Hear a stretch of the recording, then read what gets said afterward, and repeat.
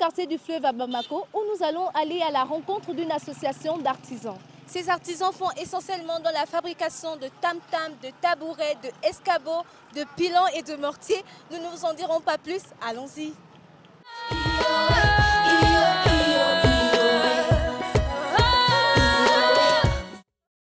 Bonjour Papa Saïdou. Bonjour ma fille. Comment es-tu devenu artisan? Je suis devenu artisan dans la famille avec mes parents. J'ai appris tous mes travaux avec mes parents, quoi, dans la famille au village. C'est familial en fait? C'est familial. Où trouvez-vous ce matériel-là pour fabriquer tous ces mortiers et ces pilons? Tous nos bois là au Mali, ici actuellement, ça vient dans le sud de la région de Koulikoro et la région de Sikasso, notamment dans la région de Sikasso. Est-ce que tu penses que c'est important que les jeunes Maliens continuent à être artisans? Bon, ça dépend. Le travail, c'est l'amour, quoi. Quand on aime le travail qu'on aime, on peut apprendre ça. Tous jeunes qui veulent être artisans, ils peuvent être artisans en apprenant avec l'amour, quoi. Oui. Vous formez des jeunes? Nous formons des jeunes, ceux qui veulent. Tous jeunes qui veulent être formés, on les forme. Oui. Alors, vous êtes constitué en association? Ah oui, moi, je ne fais pas partie des gens d'ici là. Moi, je suis quelqu'un, j'ai mon petit métier. Je me balade en ville pour faire ce métier. Et vous faites ça depuis combien d'années? Moi, je fais ça il y a presque une dizaine d'années, quoi. Une dizaine d'années, normalement. Vous fabriquez des tambours ou essentiellement des mortiers? On fait des mortiers, des tam-tam, des balafons, des... Comment dirais-je l'autre là? Oh, un tamani, tous. Alors les tambours que vous fabriquez trouvent leur origine où? Ça vient d'où en fait au Mali?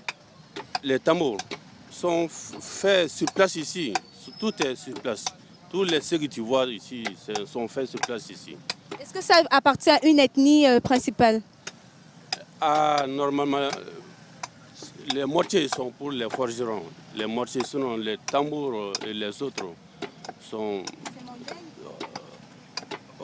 mandingues normalement. Mais pour le moment, celui qui veut le faire, comme c'est le métier appartient à tout le monde. Tu vois? C'est ça. En fait, les tambours sont d'origine mandingue, mais aujourd'hui à Bamako, tout le monde utilise ces tambours pour les célébrations de mariage, de fêtes, c'est ça? Oui, tout le monde fait ce qu'ils veulent. En tout cas, le tambour, c'est pour les musiciens, les mariages sont utilisés uniquement pour les musiciens, les mariages. Et celui qui veut s'amuser, il y a des gens qui l'achètent, ils l'amènent dans leur salon, ils s'amusent avec ça aussi. Est-ce que vous arrivez à vous occuper de votre famille avec ce que vous faites aujourd'hui? Ah, normalement, ça c'est obligatoire. On arrive à s'occuper à la famille. Ah, vos enfants seront artisans comme vous? Ah, ça dépend s'ils veulent. Parce qu'il y a des gens qui veulent être artisans, d'autres ne veulent pas. Ceux qui l'aiment, on les apprend à faire. Et vous vendez vos fabrications seulement au Mali ou vous vendez à l'étranger aussi? On les vend ici, pas à l'étranger. On les vend sur place ici. Il y a des gens en ville qui les envoient. Ils viennent l'acheter ici, ils l'envoient à l'étranger. Mais pour nous, on n'a pas de contact à l'étranger. Ouais. Ouais. C'était vraiment un réel plaisir d'être avec vous. Merci de nous avoir reçus. Merci Idrissa, merci Papa Saliou. Seydou, merci.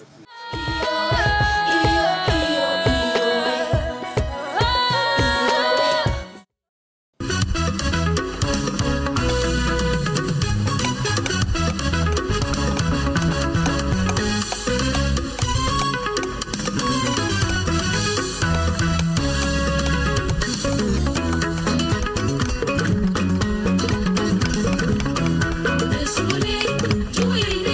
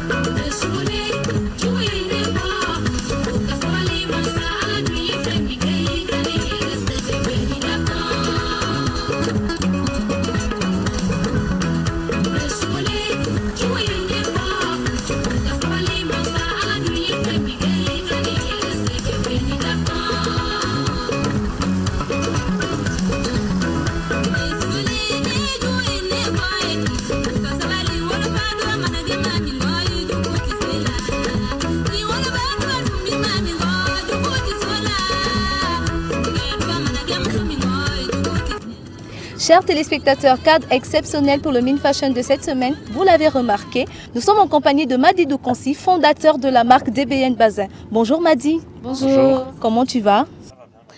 Alors Madi, pourquoi DBN? Bon, DBN Bazin, ce qui veut dire en fait Dubaï Noumoké. Dubaï Noumoké, c'est suite à mes différents allers-retours en fait sur Dubaï, les Maliens m'ont donné ce nom-là et c'est ce qui est resté sur moi dans les débuts de mes lancements. Comment avez-vous commencé vos premiers pas dans le milieu de la mode? Donc moi j'ai commencé en 2004 en tant que simple commerçant revendeur de bazin. À Paris? À Paris, oui, effectivement. Je venais à m'approvisionner à Bamako. Je retournais à Paris car moi j'habite à Paris. Je suis installé à Paris avec toute ma famille. Et donc je vendais du bazin. Et en 2009, petit à petit, j'ai commencé à créer mes modèles, à dessiner mes modèles et à les faire faire par les professionnels. En fait. Combien de collections as-tu au compteur? Au compteur, je dois avoir 9-10 collections. 9-10 collections car j'en fais à peu près 1 à 2 chaque année. Exceptionnel, oui, exactement. Est-il facile pour un créateur africain de travailler que du bazin? Bon, le bazin, moi, je suis attiré par le bazin. J'aime beaucoup le bazin, donc c'est pour ça que je me suis mis spécialement que dans le bazin. Mais sinon, le bazin, c'est vrai que c'est un matériel spécial qui n'est pas facile à travailler et pas forcément agréable aussi à porter, surtout lorsqu'il y a l'amidon, sous la chaleur, tout ça. Mais bon, maintenant il y a des nouveaux tissus qui sortent du bazin. Ils sont moins amidonnés, moins rigides pour s'adapter en fait aux personnes. Alors vous êtes d'origine malienne et on sait très bien que le peuple malien s'est approprié le bazin. Donc ça veut dire que vous le portez depuis le bas âge, c'est ça? Oui, c'est ça. Depuis moi je suis jeune, j'ai été attiré par le bazin. Je ne saurais pas vous répondre pourquoi. Mais j'aime le bazin. C'est une affaire de culture alors? Une affaire de culture et ça fait habiller, ça fait bien. Mais moi mon but en fait, le bazin, j'aime le bazin. Mais ce qui m'a poussé à rentrer dans la mode, c'est lorsque je voyais en France les jeunes porter le bazin, je vois qu'ils n'étaient pas fiers de le porter. Donc moi, mon but, c'était déjà de le moderniser avec les coupes et l'adapter à la nouvelle génération pour que tout le monde se sente à l'aise dans le bazin. Vous êtes l'un des invités de la 2e édition du Festi Bazin qui s'est tenue à Bamako au Mali. Était-il important pour vous d'être là? Oui, lorsqu'on m'a proposé de participer au Festi Bazin édition numéro 2, je leur ai dit clairement, je suis français d'origine malienne. Et tout ce qui s'attache à mon pays, je serai prête à m'investir. Je ne demande rien, pas de billet d'avion, pas d'hébergement. Je me prends en charge pour venir représenter mon pays. Le fils de pays rentre à la maison, c'est ça? Oui, c'est ça, oui. Le fils de pays rentre à la maison. Et si Madi nous parlait de ses projets d'avenir? Moi, mes projets d'avenir, déjà, c'est que la mode soit un peu plus développée au Mali. Car c'est nous qui faisons le bazin, c'est nous qui l'avons mis en valeur. Exactement. Et je pense qu'il n'y a pas assez de podiums au Mali, il n'y a pas assez de défilés. C'est pas assez mis en valeur. Donc moi, tout ce qui est prêt à mettre en valeur, je serais prêt à me lancer dedans. Mais bon, je ne prendrai pas le premier pas. Je laisserai toujours faire et je donnerai un coup de main. Que le bazin ait une place importante, c'est le combat de Madi, c'est ça? Oui, mon combat, c'est que le bazin soit un peu plus connu et porté beaucoup à travers le monde. Que pensez-vous du fait qu'il n'y ait pas d'usine de fabrication au Mali et pourtant on remarque bien qu'aujourd'hui le bazin est un peu une identité culturelle pour les Maliens? Bon, s'il n'y a pas d'entreprise, là je peux pas c'est très regrettable, mais je ne peux pas vous dire pourquoi. Mais bon, le tissu, c'est vrai que le tissu, c'est comme si vous me disiez, demandez aux Occidentaux pourquoi la peau d'animal n'est pas fabriquée chez eux. Elle vient de l'Afrique et eux, ils en font des manteaux de fourrure, des tapis. Et nous, on en fait des tapis. Nous, le bazin, c'est fabriqué en Allemagne. Eux, ils en font des nappes et des rideaux. Et nous, on en fait des costumes, des tenues de luxe, de prestige. Encore qu'il faut signifier que le plus important dans le bazin, c'est la teinture, la mise en valeur qui est faite au Mali. Exactement. Tout est fait par les artisans d'ici. Donc, ils font un vrai travail. Et donc, il faut qu'ils sachent que ce qu'ils font, c'est aimer. Quel message lancerais-tu à tous ces jeunes Maliens aujourd'hui qui veulent se lancer tout comme toi dans la mode? J'aimerais dire à toutes ces personnes-là que c'est vrai que c'est un métier qui n'est pas facile. Ça demande beaucoup de travail et il faut aimer ce qu'on fait. Parce que c'est vraiment pas facile. Il y a beaucoup d'avantages mais beaucoup d'inconvénients aussi. Donc il ne faut pas avoir peur de se lancer. C'est vrai que chaque chose au début est difficile. Mais après, ça va. Exactement, mais il faut de la patience. Surtout dans la mode, c'est surtout au Mali. Parce qu'au Mali, il y a un peu les histoires de culture, tout ça. Et la mode, c'est pas facile de faire ce qu'on veut. En fait, par rapport à l'image, donc on est obligé de faire attention à certaines choses par rapport à la culture. L'image et la religion. Est-ce que c'est compliqué pour vous qui êtes malien musulman, parce qu'on sait bien que le Mali est un pays très musulman, est-ce qu'il est facile pour vous, les stylistes, de mettre en valeur votre travail? C'est très difficile, c'est pour ça qu'on ne peut pas le faire sans les Maliens qui sont installés ici. Car si eux ne font pas quelque chose pour faire le premier pas, on ne peut pas venir de l'étranger pour venir faire ça dans le pays. Mais c'est vrai que c'est très difficile. C'est difficile par rapport aux gens, par rapport à l'image. Mais bon, je pense que petit à petit, ça va se faire en fait. C'est une question d'habitude. Merci Madi d'avoir fait ce petit tour en voiture avec nous. Dans Bamako, c'était super. On espère que tu as aimé. Oui, moi je suis régulièrement ici, donc oui, j'ai beaucoup aimé. Merci.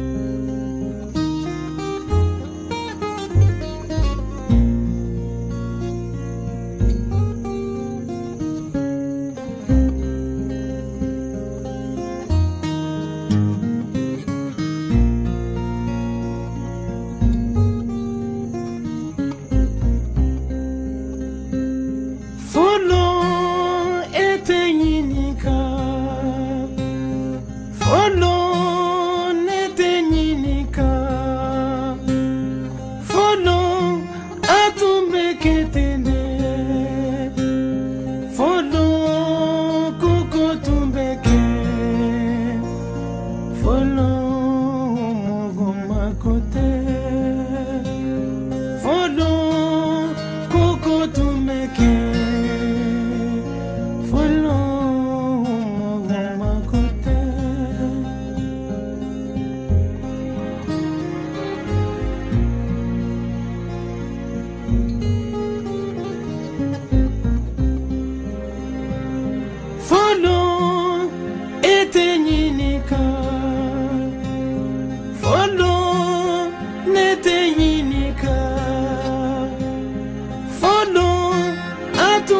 ketende